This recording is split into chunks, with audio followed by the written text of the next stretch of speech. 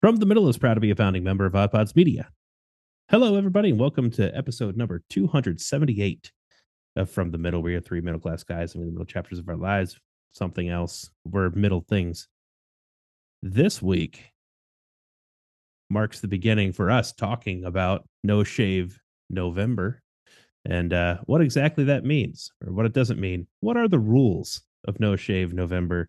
We move on to the wonderful world of girls basketball, and then we hear some news from the Kory Hubble household and how things are going there. You might be listening to this episode from the comfort of your own home while you're working, and that might be changing for you in the near future if the tides are going the way it looks like they might be going.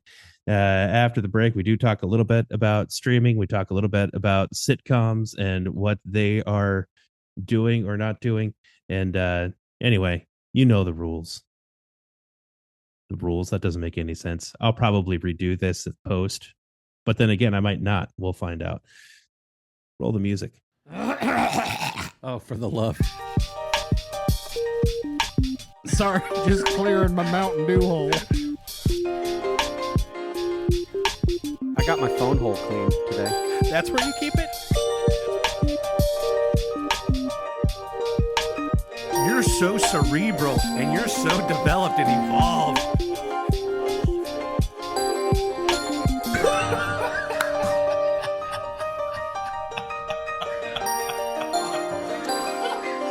From the middle after dark over here.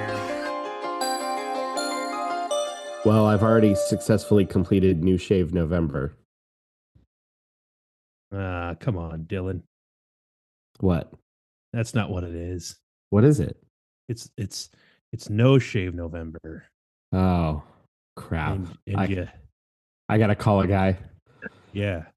Artiest man, and apologize. I know. That's who you need to call. I'm kidding. Men's mental health is not a joke. I am, but men's mental health is not. So ignore that. How you guys doing? Kory, you're back. It feels like it's been months.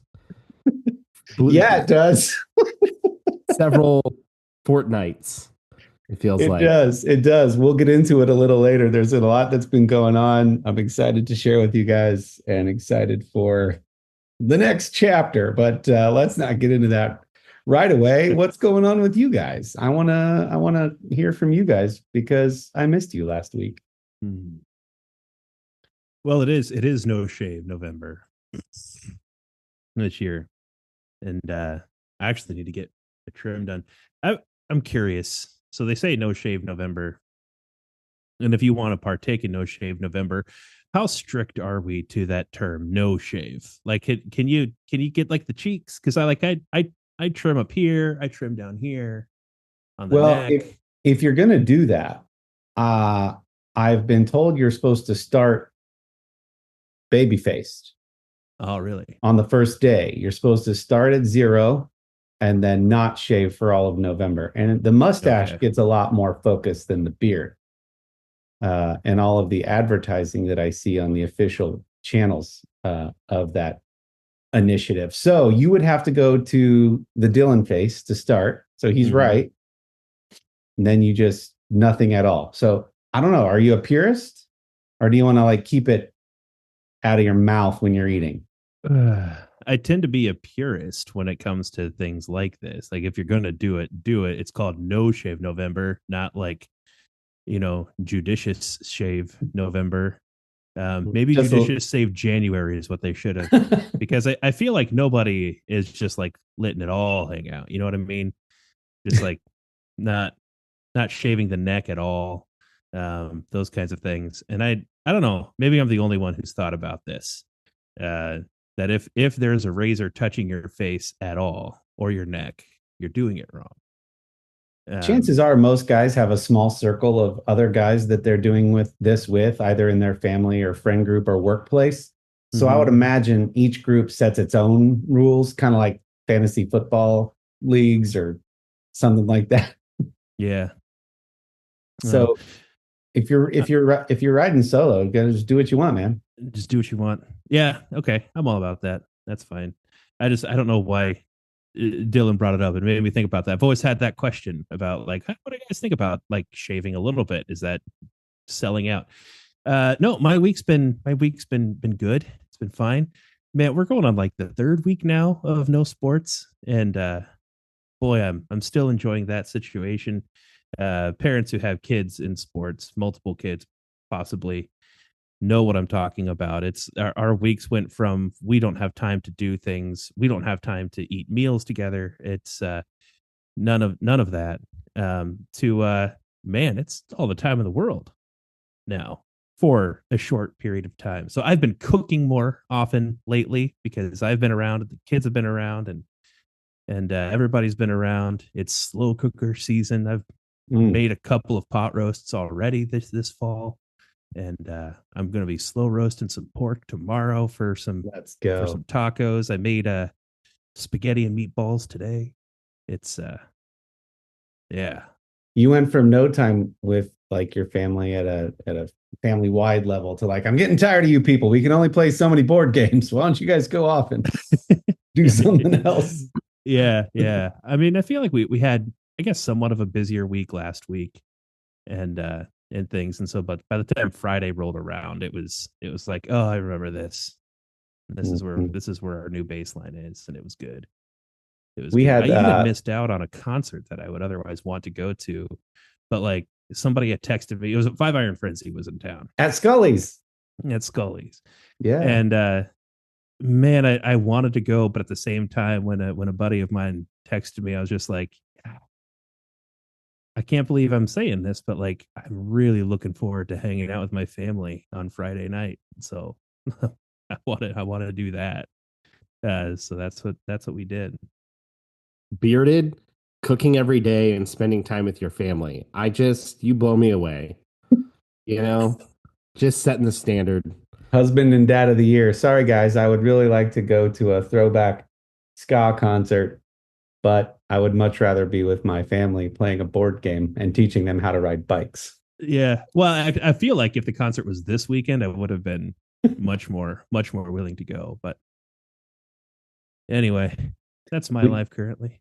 Speaking of kids sports, we had Chloe just wrapped up her freshman year of cross country and really seemed to enjoy it. They had their awards the other night. Sherry and I went, and super proud of how hard she's worked this year. And then we had like 1 or 2 weeks off, and then Lily, the oldest 17-year-old, just started basketball scrimmages. Oh, wow. And basketball is a long season. So we're just kicking that off, and went to her first scrimmage the other night. So proud of her. She had 5 points, and it was so cute because she's been a little, I don't want to say nervous, but she's just been like a little, I haven't played all of high school. I played some in junior high, but I haven't played all of high school, and I'm going to but like I'm going to resume playing as a senior. Yeah. And she's shorter, right? So she's a point guard, and she did so good, and she had really, really, really low expectations. So after she drained her first 3, she just goes and like surprised herself, I think, more, and then had like a quick layup right after that, and then like pumped her fists again, running up and down the court. It was really cute. So she's out there, she knows what she's doing, and but it's really fun to be watching her. So yeah, we kind of went from one with a very small break right into the other, and Case is still loving his jujitsu.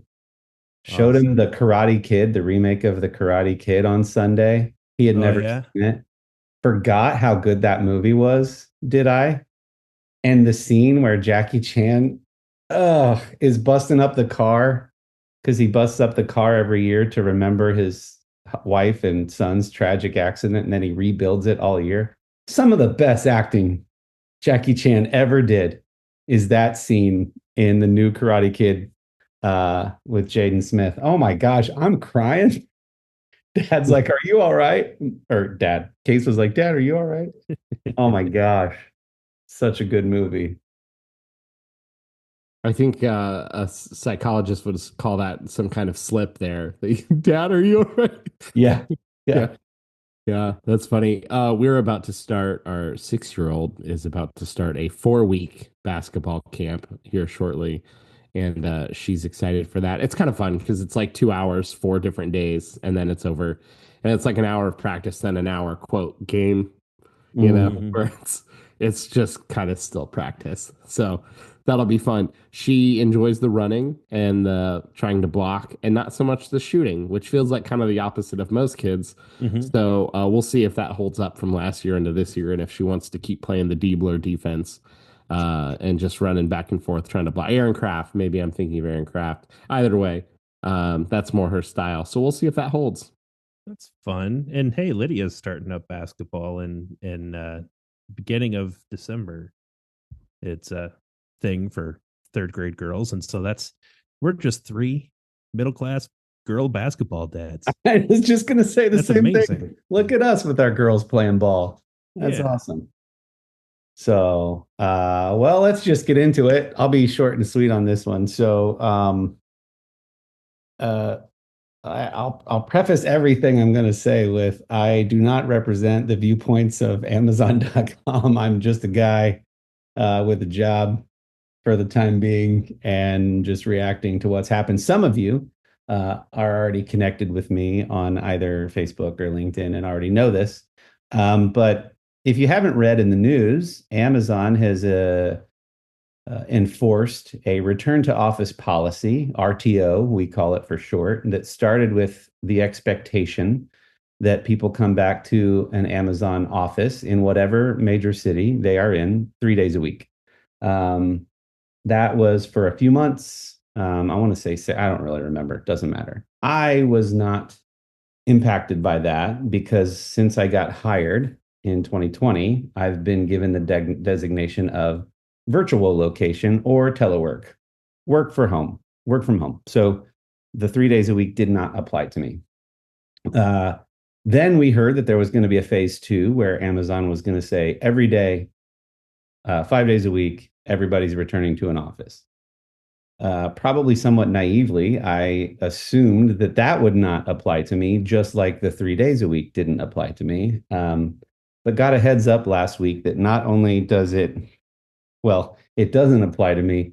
I have been given the choice to either move to the nearest Amazon hub location, which for me would be Chicago, or volunteer to leave the company.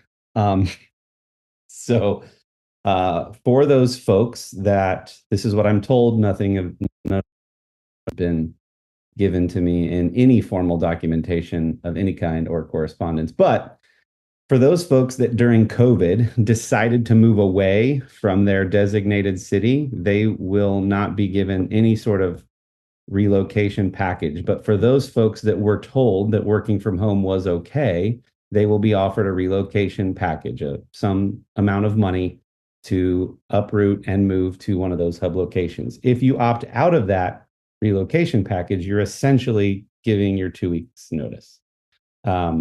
Is how they're explaining it.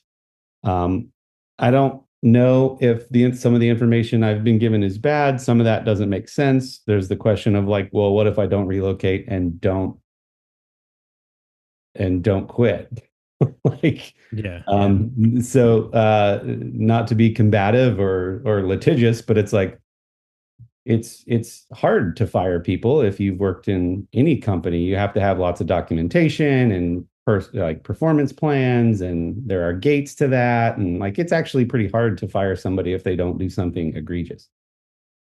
So I found that out officially last week while I was away in Seattle for an assignment, and so now I find myself in this really interesting position where if I'm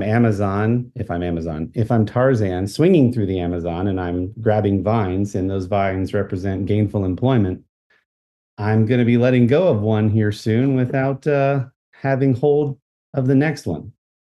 So this past Friday, I had a light day in terms of meetings.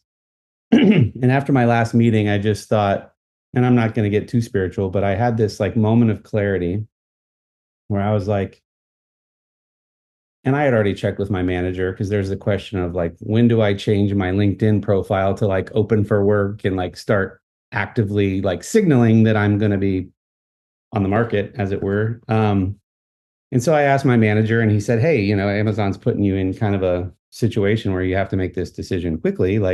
no one can blame you if you take some action and start making some things move. So again, back to Friday, I'm after my meetings and I'm just kind of like had this moment of clarity where I'm like, I know exactly how I want to articulate what's happening.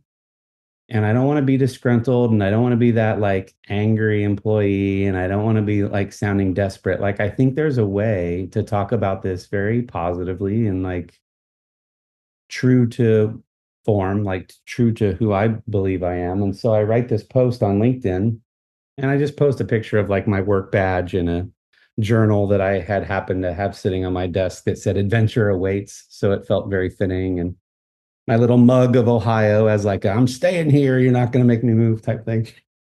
But subtle, right? Mm-hmm. Here we are. It's that was Friday.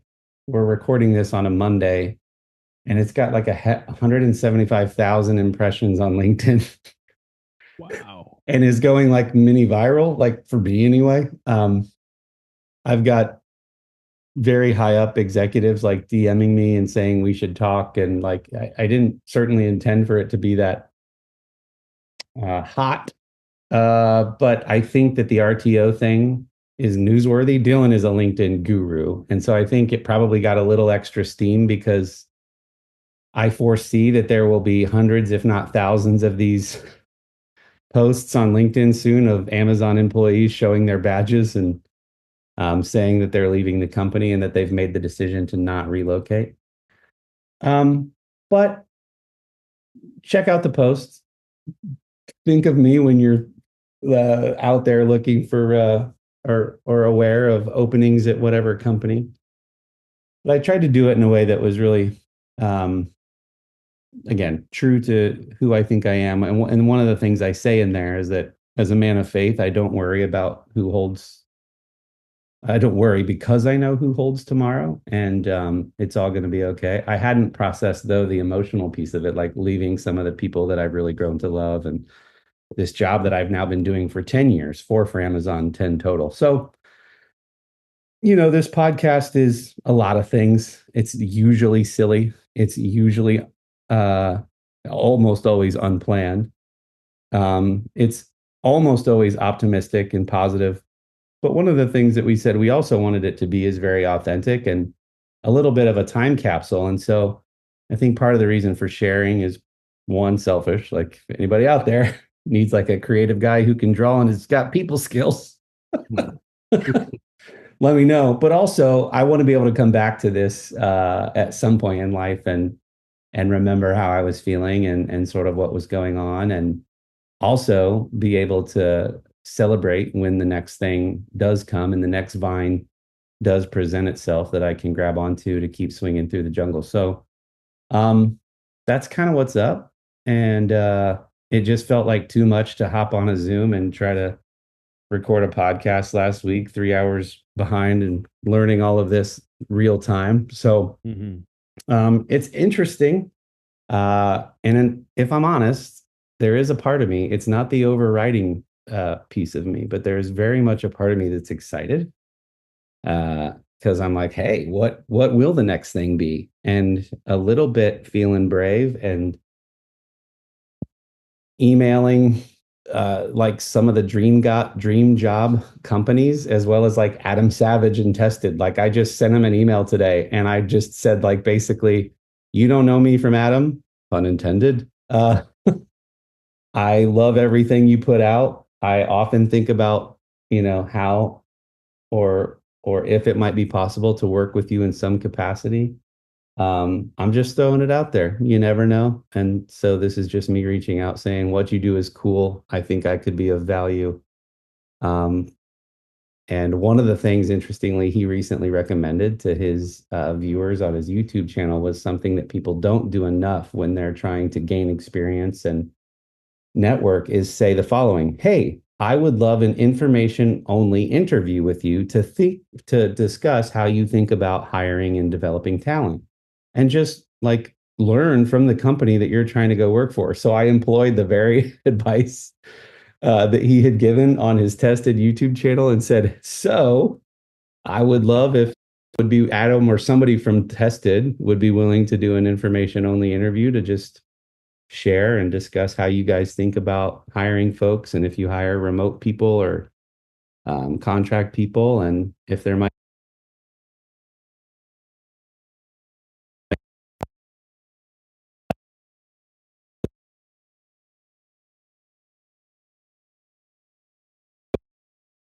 doing like the mid-tier, probably more short and medium term things of like, what could I go grab right now? And just thinking through all of that. And Sherry and I have yet to like sit down and crunch the numbers and think about all the things that we could do in the interim. But again,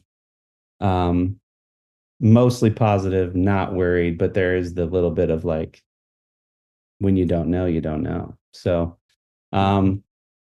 we'll keep you posted, Middlers. Thoughts and prayers and all that, I'm sure. But that's what's up in Kory's world. So this is where you guys go, uh-oh, we better have something profound to say. Well, I'm reminded of a story. You can, when you think you're down and out, like the turnaround could be really close. Mm-hmm. And now that you've said it, and you're not down and out, and you're far from it. That's not the point, but it's a heartwarming story of someone who went from being a fry cook at McDonald's and a month later president of the United States. Incredible. It's happened. A true grease rag to riches story. Yes. So, I mean, and that's without people skills. So, no. Seriously, man. I think for people who know you well, and I think certainly for listeners of this podcast,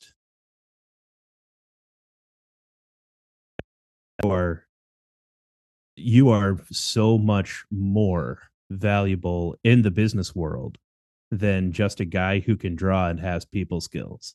I think my wife and I were talking about you when she had told me this news, and like, in my impression, you can correct me if I'm wrong, but when you were at a previous company, you developed into this idea of these big wig conference situations where you're drawing on walls, and then doing the same kind of thing at Amazon, but then there were points where you had to like step out of the comfort zone of what you had been doing and start taking on other roles, and now you're facilitating discussions for people who are making really important decisions top level for really large companies. Mm-hmm. And like you're the guy who's acting as the catalyst for them.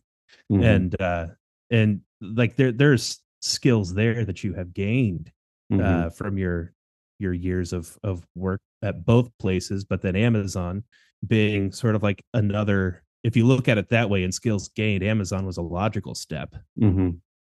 And then who knows where it goes from here. But I mean, I think that you are certainly, because of those two sets of skills, the business, or three sets, the business skills, the people skills, like the conversation facilitator skills, and then the art skills, and taking ideas and putting them into the creative, is the, like, those three things combined is puts you in a spot that is, I think, a little better than what most people who would find themselves in a I appreciate that, and would be. It's kind of you guys to say. I'm optimistic for you that I think you could stay right here, because I think that we know that there's lots of companies, large corporations in Central Ohio, and each of them would be served by hiring you for all kinds of things. I appreciate the kind words and the encouragement. And I think that's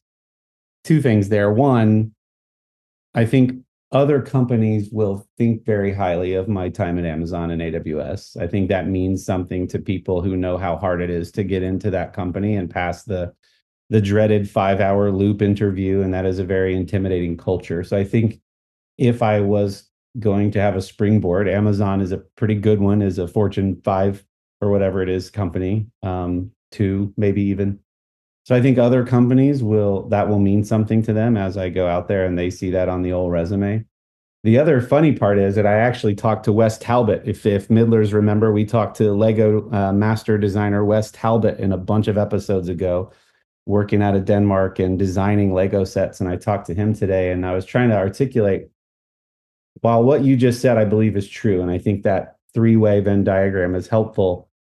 It also makes it very interesting when you're having some of these early conversations, because you're like, well, if you purely brought me in, like take Lego, for example, if you purely brought me in under the art route, there's probably better designers.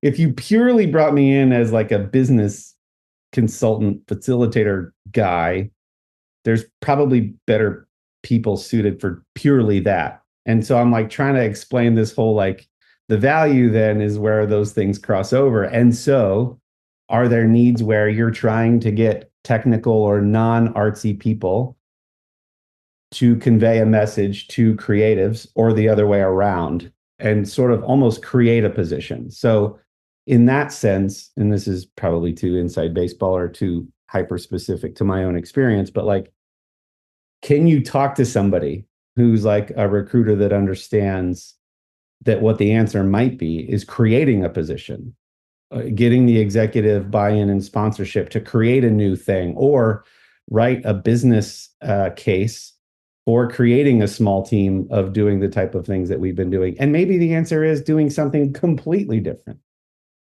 And maybe the answer is just really, really throttle back our lifestyle and just have a lot more free time and a lot less stress and a little less money. Like, maybe that's the answer, you know? And so that's part of what we're doing now, is really stopping to go like, what do we want to do? Not just me professionally, but what do we as a family want right now? Just turned 40, had that amazing experience in Banff that I told you guys about, where I was around all these brand and marketing leaders. And then 6 days later to get this news, you guys could feel how inspired and excited I was after coming back from the gathering and rubbing elbows with some of these brand leaders. And I was like, the timing of this is just very, very interesting, right?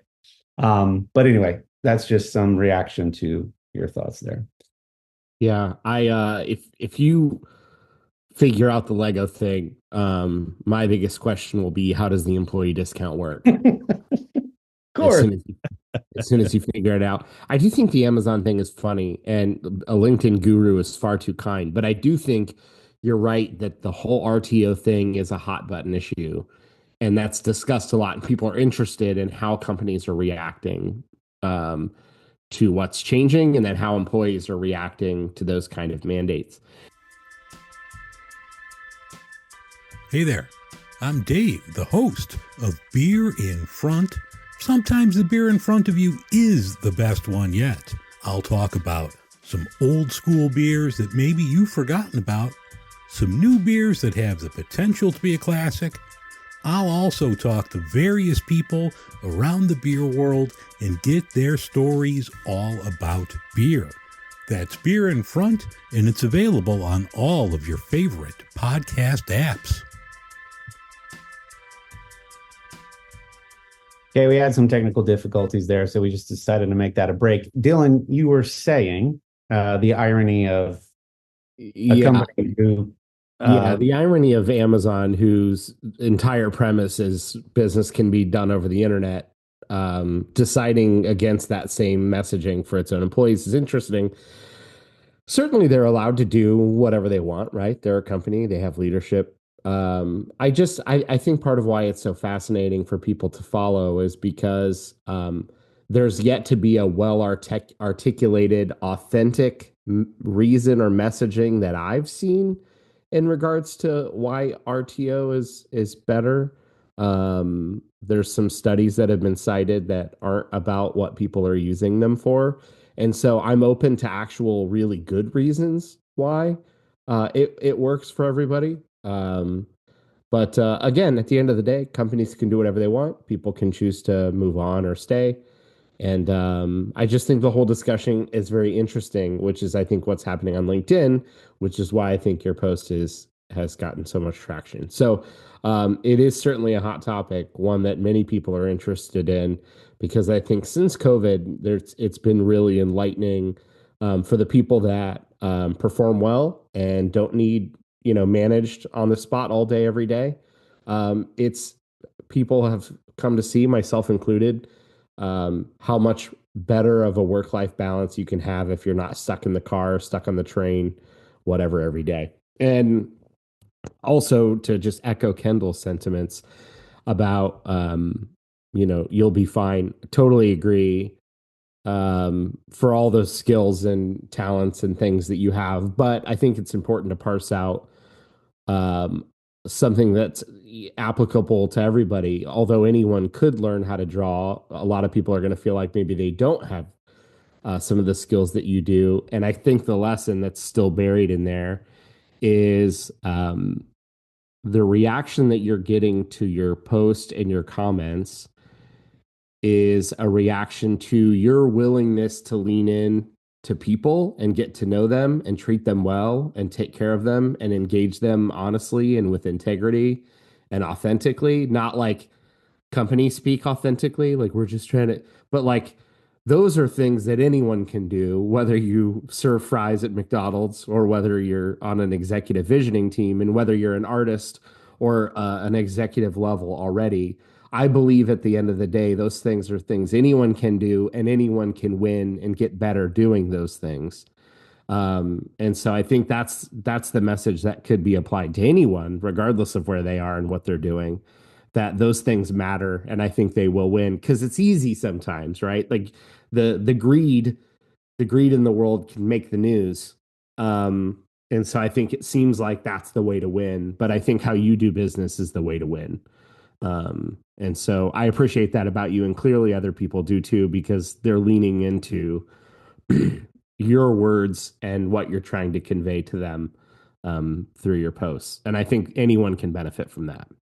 I appreciate that, and you had a very kind. You forwarded that along the post, and it was really kind. And people are being very generous and offering their contact lists and are giving me advice in the private message feature of here's what you should write next, and you should time it this way. People who understand those things a lot better. And there's like a very, very small couple comments that are like, this is shameful, shame on them. And they're tagging Amazon and AWS. And I'm like, no, that's not you missed the whole point. That's not what we're trying to do here.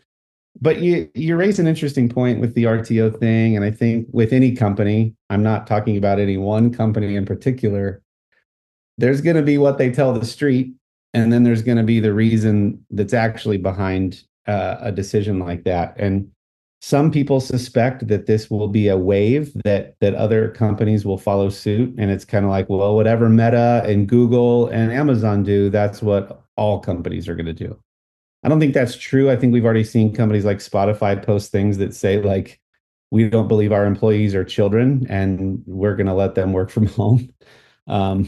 And so there will be the reaction to highlight the counterpoint. And I think it's an interesting time. There's all kind of studies still coming out about how effective people are or aren't from home. I think it's less about that. I think it's less about employee satisfaction. And I think it has a lot to do with other things like big empty buildings, and things like that. So it's an interesting time. I appreciate you guys' encouragement and kind words.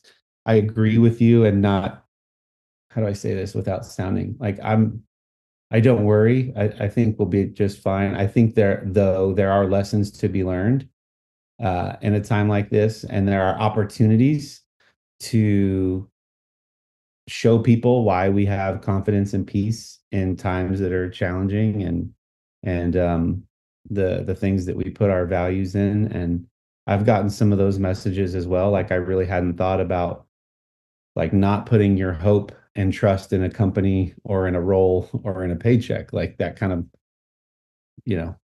was interesting that you said that. And I'm having opportunities to share with people and things like that. So anyway, I only bring it up because it's real. And I also bring it up because I think there's lessons for me in there. And I think that there might be ways that I can encourage other people. And that's already been and felt true based on some of the responses that I've gotten. And it's not just because it seems to have traction, but just because it seems to have struck a nerve at a really interesting time and a really newsworthy thing.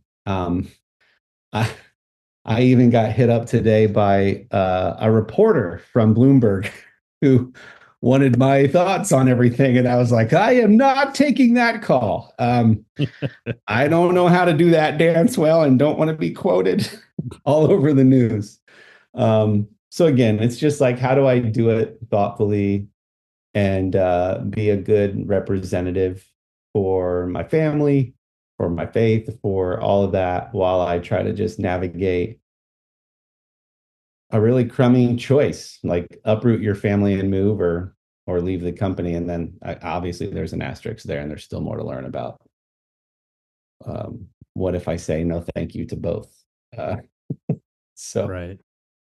it's interesting. It is an interesting perspective that you have too, because like you mentioned at the beginning of that, it's not a situation where you were in office and then COVID happened and then now they're asking you back. You were hired out of office. Yeah.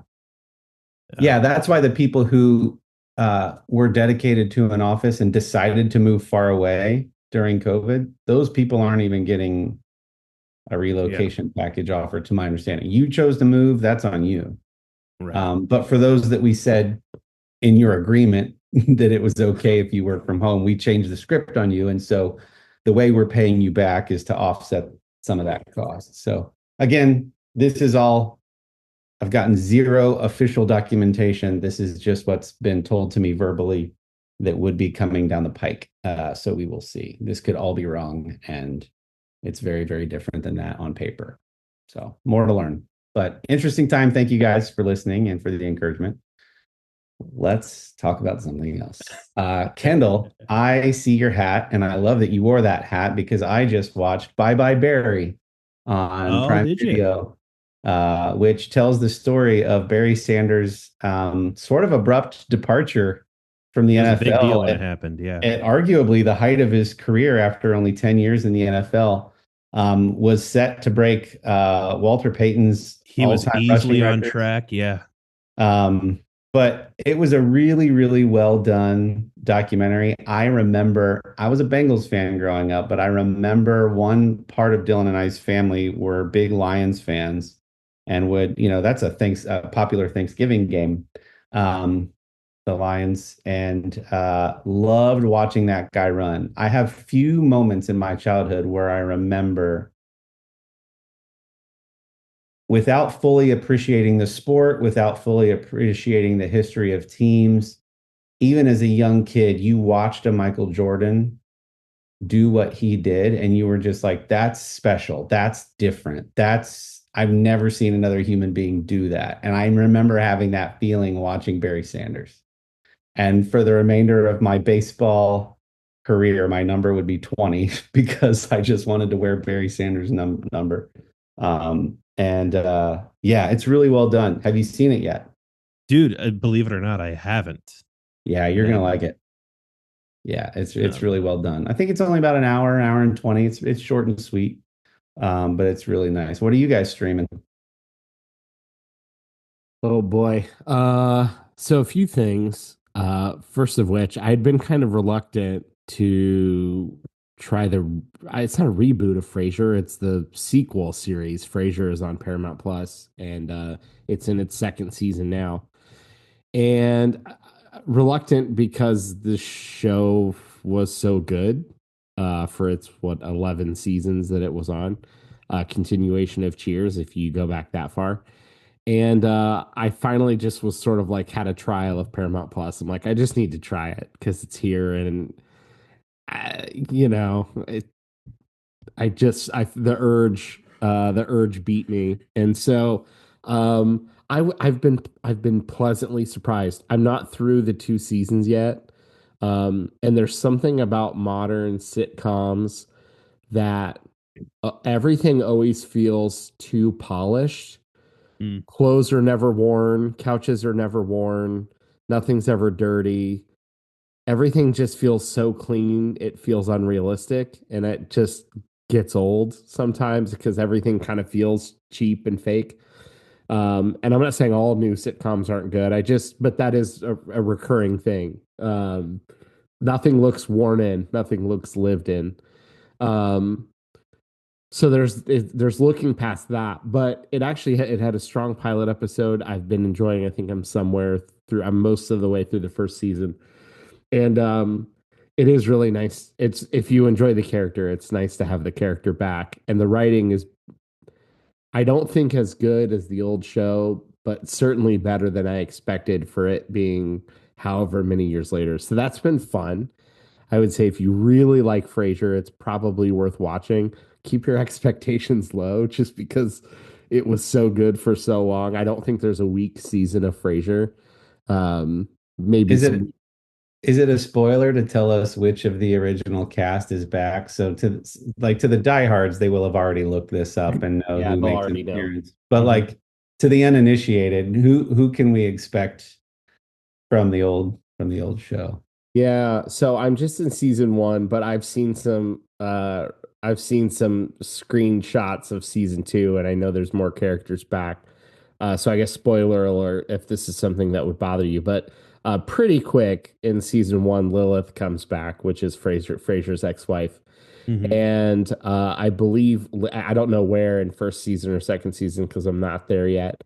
I think Bulldog, Gil, Roz, all come back, and John Mahoney, the actor who played Frasier's dad.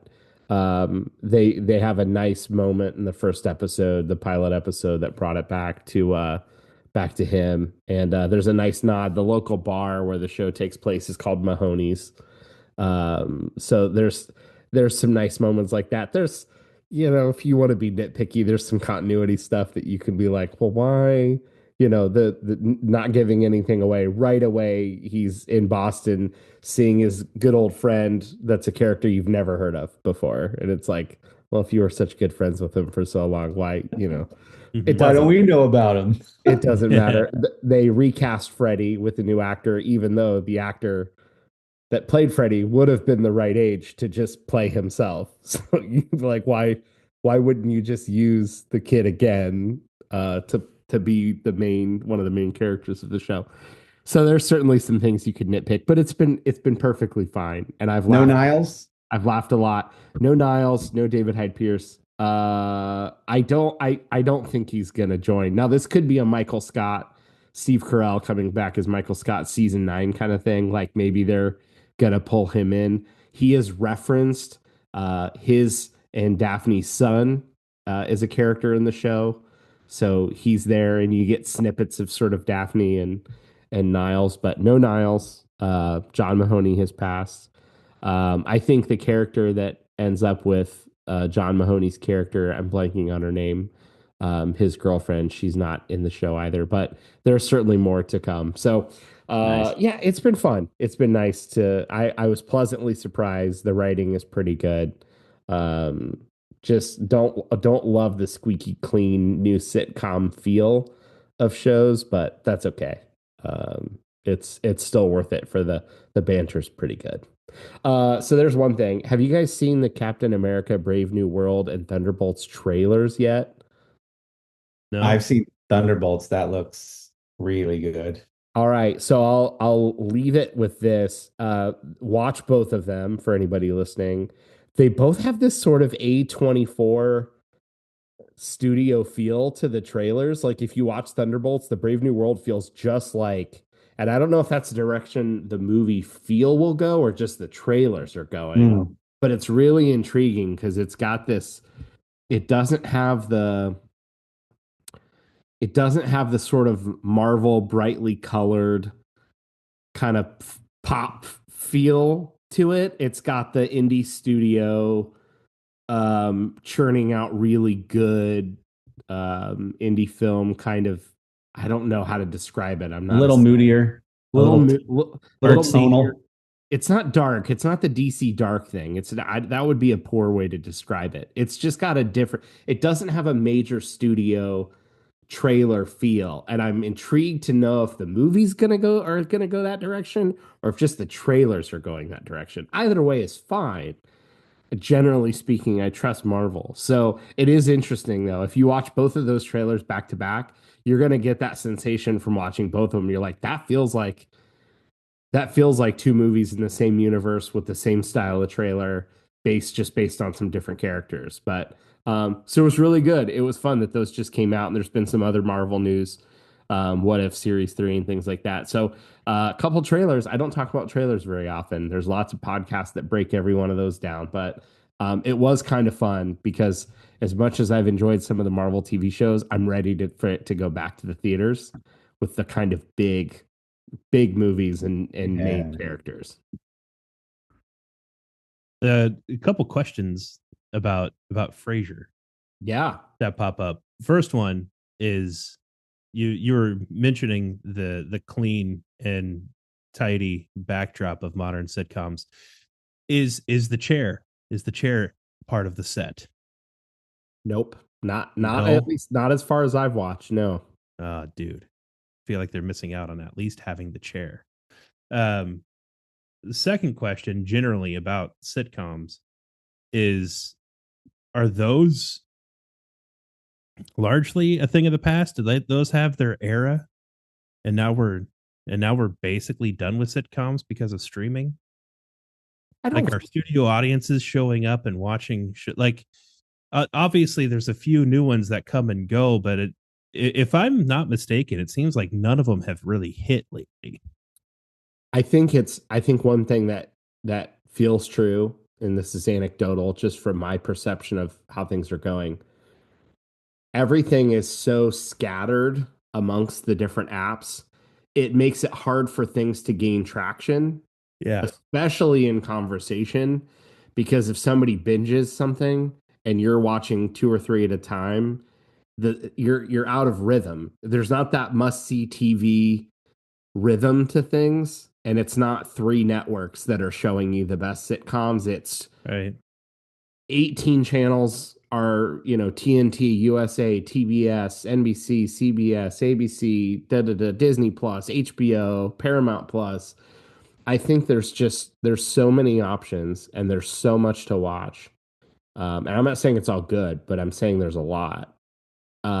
It's so hard to get in a rhythm with people watching things. I find. Yeah, there's so much more content out there today that it's harder for a specific genre to hit. Maybe. Yeah. I just Is saw a what it stat is. about, yeah, exactly. And I just saw a stat. I don't know if it's true, so don't fact check me. Something like 77% of American households tuned in for the finale of MASH. However Mhm. many millions of viewers that was in the United States. That just ain't happening. There's so many options. Yeah, There's I mean so it happens, but when you measure it against the options that are out there, the chances of a Frasier reboot being the thing that hits, or Squid Game still happens, Stranger Things sure. still happens. So, but I mean, there's just, and maybe it's not happening the way it used to either, I think it's because also it's how widely adopted the app itself is. Like Mhm. Netflix and Disney Plus and HBO probably have a better shot than Mm, the TLC app or Paramount Plus or, true. Showtime. Like I think if you're one of the top two or three apps, Prime, you've got a much better shot than a smaller app luring in people. Yeah. Yeah, that's interesting. Yeah. uh all of that to say, like, I still haven't been like sort of back into the streaming world much at all, in part because I'm very heavily, for a period of time, relying on Sling, and Sling doesn't have a whole lot to offer on demand. Mhm. So there's just isn't a lot there for me, um but I mean, I've still been watching sports, and I mean, if people hear of things on Prime, because I have that, it's just that Prime has always kind of seemed like the little brother of Netflix. It's always kind of like, from the start of Prime, it's always kind of been that way. It has a second tier feel to it, to me, as far as its content, as far as it's like paid for with the subscription content is concerned, which kind of surprises me. Like, I would think that Prime by now, they're one of the older guys in the game, and I feel like they would have figured some more out with their original stuff. They have original stuff, but it's not measuring up, or at least it's not getting the traction that everyone else is getting from time to time. So, now you have Bye Bye Barry to watch, and I have Bye Bye Barry to watch. I'm going to watch that. And I will say Sherry is very excited about getting back into Rings of Power. So we need to get caught up with that. So there is that, but yeah, it's an interesting time. Just an aside on Prime and Max, and I'm sure other ones do this. The whole user interface, if anyone is listening that has any control over this anywhere, where you move to an icon of a show and then it blows up while you're trying to slide through, is one of my least favorite things that any app has done. Yeah. It's dreadful and I hate it and I want it to go away forever. I don't think I'm alone. Maybe I am. It drives me crazy when it's like if you take even a second to try to read the title and look at the image, you get punished with it blowing up to the size of the whole row. And it's like, I just wanted to kind of quickly go through the things. I agree. I think they are totally misunderstanding what people are doing. Like if you're scrolling through and you scroll down a couple of pages to get a couple new rows of genres or whatever, and you stop, it's not because you are interested in reading the first 3 words and it takes you 3 minutes to do that. It's because your eyes are not focused on the thing that you're highlighted. You're looking at the list. Let me look at the list. Why did you just take the list away? This is frustrating. Yeah. So I'm with you, Dylan. Just had to take an excursion there. Sorry, guys. Absolutely. Well, speaking of being excited to see big things again, there are a few things that I've been waiting to watch until The Basement was finished. And one of those was the new Planet of the Apes series, which started 2000 and this is like 10 years ago, I think, since the reboot started with anyway, you get it. I had watched the first 2. I saved 3 and 4 until The Basement was finished. That's War for the Planet of the Apes and Kingdom of. The first 3 movies all feature Caesar, which is what it's all kind of based around. Those story arcs. 4th one takes place something like hundreds of years after Caesar has passed away, and the apes have like developed a community. And they kind of lost me on that one. It was still good, and I was still entertained, and I still enjoyed watching it. Visually and motion capture wise and graphics are way better than the first 3, but the story itself wasn't as rich because it was a departure from. They make plenty of nods to Caesar, but I think once you've kind of like followed him for the first 3 movies. So that's just my quick recap on those. And then I loved Mad Max, the reboot of Mad Max.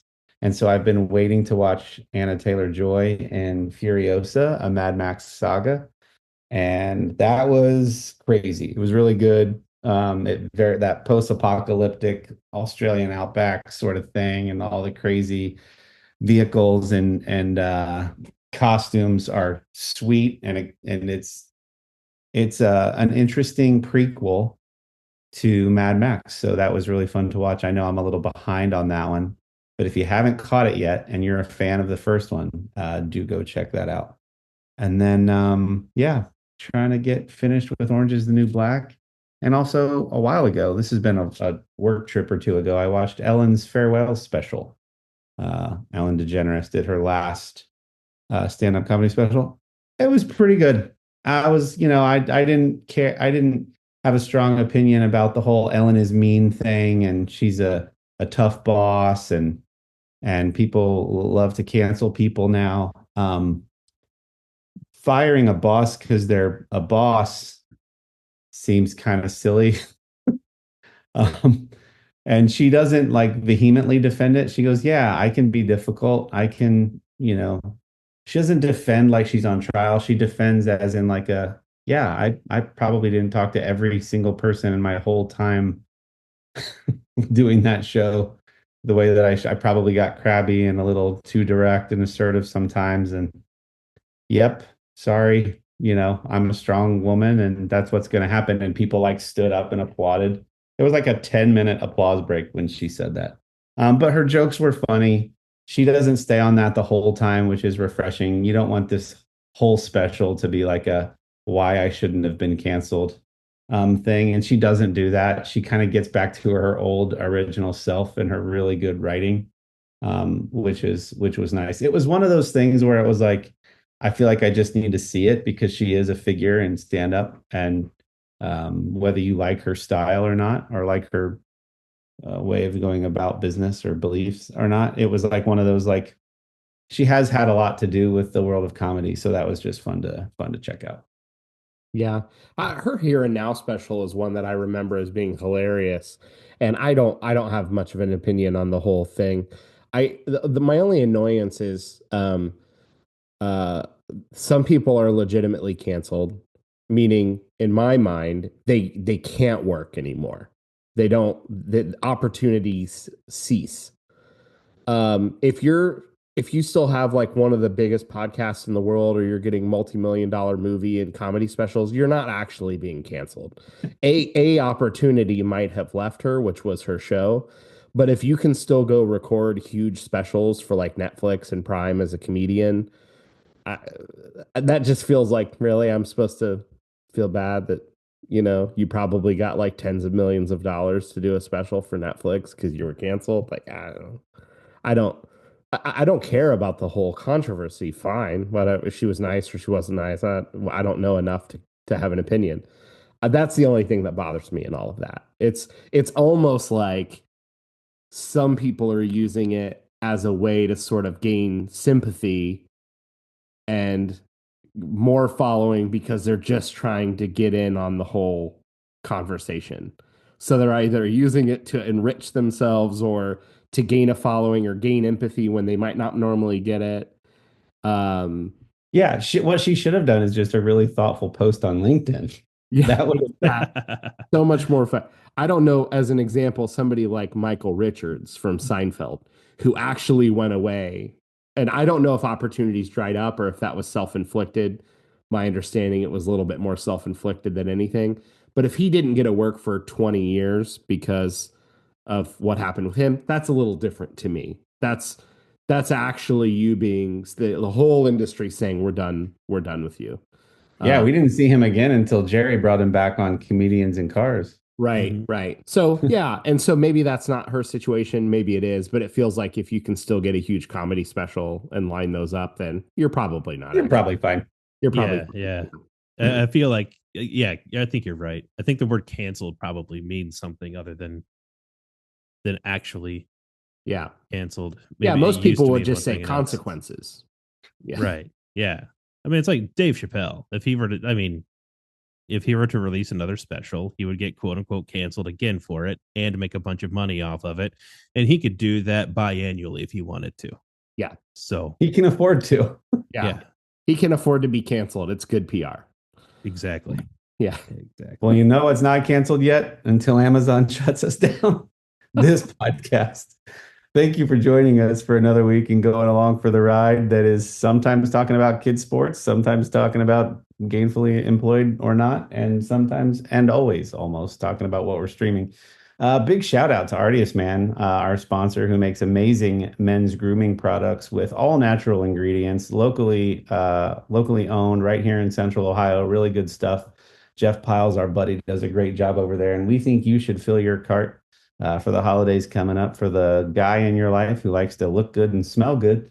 And you can go to artiusman.com. That's ARTIUSMAN.com and use promo code the middle, all one word, all caps, in the promo code box at checkout to receive 25% off your order if you've never purchased from them before. If you have, keep using the code anyway, because that'll help us out and help you out and all the things.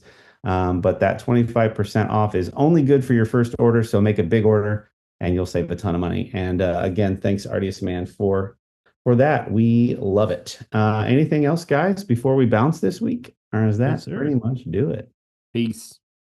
All right. See you guys on the sidelines of a basketball court somewhere. Bye.